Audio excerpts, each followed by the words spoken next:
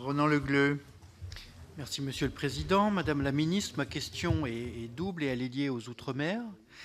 Tout d'abord, devant la montée des déstabilisations dans certains Outre-mer, est-il envisagé un redéploiement du dispositif militaire? Et si oui, les moyens attribués par le projet de loi de finances sont-ils adéquats? Par ailleurs, l'enjeu maritime est immense pour la France, notamment du fait de l'étendue de nos espaces maritimes grâce à nos Outre-mer. Les enjeux sont militaires et stratégiques bien sûr, mais aussi économiques, avec par exemple les recherches liées aux croûtes terrestres, aux terres rares, aux hydrocarbures.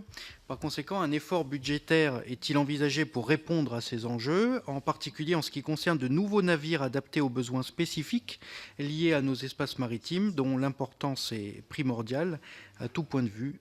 Je vous remercie. Merci Ronan.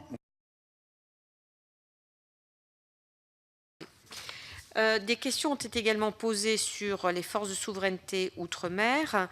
Alors, ces forces de souveraineté représentent 8300 personnes. Elles sont fortement sollicitées, qu'il s'agisse de celles qui se trouvent en Guyane pour toutes les missions que nous connaissons en termes de lutte contre l'orpaillage ou lutte contre l'immigration clandestine, mais également à La Réunion, en Nouvelle-Calédonie, aux Antilles et en Polynésie française. Les questions qui ont été posées portent à la fois sur ce qui s'est passé en termes de déflation d'effectifs, puisque au cours des 10 dernières années, les effectifs ont diminué de 25%, et à certains endroits nettement plus, 50% en Polynésie. Ils ont à l'inverse été augmentés en Guyane de plus de 10%.